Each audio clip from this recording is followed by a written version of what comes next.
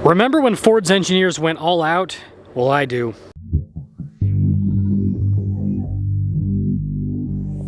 This Mustang GT500 is for sale with the Mercedes-Benz of Salt Lake. I'll include a link to their website in the description down below. If you have any questions and need any help, just ask for Dylan. Let's get right into it.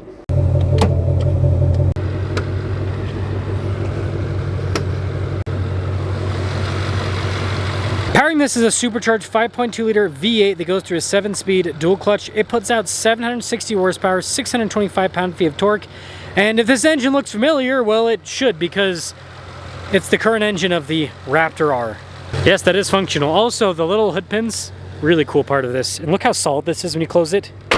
If you're looking for more straight-to-the-point reviews like this, make sure you subscribe. Here's what that venting looks like on the outside, and it kind of goes in with the racing stripes this has. Now, this was my favorite generation of Mustang in terms of the design. I mean, the headlights just look so good. And then you've got all of the ground effects here, the Shelby logo there, front and center. You can see GT500 offset. And I'll just say, you know, the new Mustang's cool, but the steering and everything on it's wonky. This right here, peak Mustang. 305 by 30 by 20 for the tire and wheel setup up front. 315 by 30 by 20 in the rear. Now the front calipers are obviously, and rotors, bigger than the back, but Brembo's front and rear carbon fiber wheels with this. This is basically the exact spec of GT500 that I owned. And let me tell you, it is really cool looking. Again, you've got the carbon fiber wheels, you got the giant carbon fiber spoiler. I'll give you guys a closer look at that in a little bit, but yeah, real Mustang race car. And if we take a look at the key fob, we have our lock and unlock. You get the remote start, the opening for the trunk, Shelby logo there in the back. And even though this is quite literally a race car, it still has a practical little cargo space. And then notice the Shelby Cobra there on the back. Gigantic carbon fiber spoiler here on the rear. You can see the sequential turn signals there. Get you guys an exhaust clip in a little bit, but definitely a rowdy car. And this is why I love the GT500 for this generation so much, is they've added a bunch of performance items to the Mustang, but it still is a Mustang at the end of the day.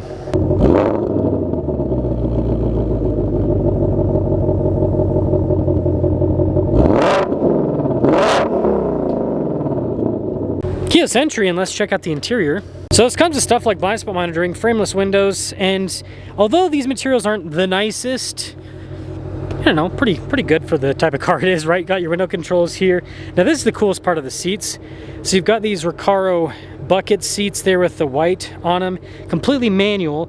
And if I actually reach in here, you'll notice we've got no back seats in this. This is a 2-seater, really is race car spec. Now take a look at the steering. We've got Alcantara all around, white marker there at the top, paddles on the back for the 7-speed dual clutch, practical controls for a bunch of different items, like your voice command, your volume controls, adjustment for the cruise, and then also the steering and shocks as well, which is kind of neat. And then there's regular stocks there on either side. We have a full digital cluster here in the center, and this was one of the earlier vehicles. Why is it not? There we go. Super laggy. It's one of the original vehicles with like the kind of drive mode animation changes, but again, being an older system, it is a little bit laggier to switch between the different clusters. Yeah, it's crazy how much quick. I mean, now it's kind of going quicker, but it's crazy how much quicker the newer stuff is. Oil pressure, and you got oil temperature gauges up there. Anyway, just a backup camera in reverse. Ford's older infotainment system, but still pretty quick to respond. Some more physical buttons down below. I mean, this is just way better than the new Mustang with the giant tablet dash thing. I don't know, the integration's better. Got your exhaust adjustment, stability control, the drive mode select. The only downside is, not only did they never offer this with a manual, which I think they should have, the dial shifter, like, it's functional and everything, but at the same time, having a dial shifter and something that's this high performance, not, you know, like some sort of stick type shifter, and a little bit of a disappointment. But what's not a disappointment is that you get carbon fiber on the dash too, and of course, no sunroof. Why would you have one in a race car? Now the crazy part, this is a 2021, still going for over $100,000. The resale value on these has been incredible, and again, part of that is the low volume, and also the fact that the new Mustang kind of sucks with the driving experience. This is way more fun to drive, so again, with sports cars, the more fun to drive, the higher the values. Now when it comes to driving, I'm going to include a clip of me driving mine from a few years back. I don't want to drive this car. Now, the Mercedes-Benz of Salt Lake lets me drive fancy cars all the time, like these G63s. They have no problem with me driving this Mustang. I am way too stressed out to drive this thing, given the fact that this is the carbon fiber spec. If this was a regular GT500, I would just take it for a quick spin around the block. Being that it has a carbon fiber wheels, knowing that they're $6,000 a pop, I ain't about that. Now, although the footage is going to be a little bit grainy because it's going to be filmed in 1080p and my videos are now in 4K, the impressions that you'll get will be great because that's when I owned one of these. And so anyways, enjoy.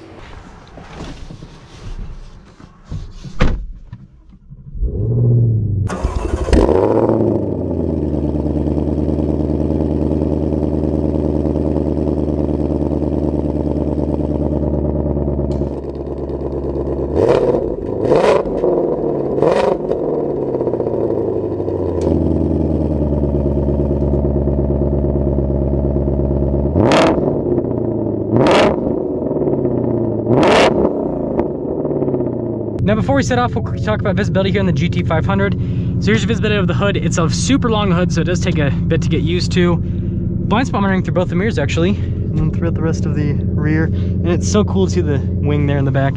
Anyways, let's set off. Okay, so we're gonna start the first part of our driving in the GT500 to actually talk about the daily drivability of this car. As insane as that sounds, right? $100,000 Mustang with almost 800 horsepower, carbon fiber wheels. That echo is so fun. But yeah, this car's actually super daily drivable. Sorry, the GoPro's sliding off my head. I don't know why this happens lately. Like, I've fixed the strap and everything and it's just been annoying. But anyways, this car is actually super daily drivable. So the suspension in the GT500 is so much better than the GT350. And I'll talk about that more in the GT350 review because I'm filming that driving portion after this one. But like, all you need to know for this review is this suspension is just so dialed in. It's super comfortable. Handling's obviously amazing. It doesn't like track all over the place like the GT350 does. And so it just makes for like a really fun daily drive. Now the next part about the GT500 that actually makes it surprisingly good as a daily driver is the transmission. So it's this dual clutch, and you can see it's like instant with the response, but it's also extremely smooth. Like downshifts, don't really feel them. Upshifts, I mean, again, there is, when you're like full throttle, there is a little bit of a violent nature to this transmission, which is super exciting. But again, daily driving, it's really good. And so, you know, in terms of like crazy performance cars that I've owned, this is by far the most daily drivable. Like, it's more, like I had the ZL1 1LE, and, you know, even compared to the GT350, this is just more daily drivable, which I think that's been part of the appeal to this car for a lot of people, is just like how good it is with the boring stuff, right? Obviously, being a GT500, this is a fire-breathing monster. So man, it's so insane with the acceleration. I'm probably not gonna be able to get a good acceleration here. When I loop back around, we'll be able to get a better acceleration. But my goodness, this thing, it just has so much power, and it actually puts it down really well. I'm gonna roll up the windows a little bit so you can hear me better. It actually puts down the power surprisingly well for being a rear-wheel drive car with over 700 horsepower. So this right here should be pretty open for us. Now, I don't recommend you shift into first like this. This is just for video's sake, just to show you guys how crazy this car is.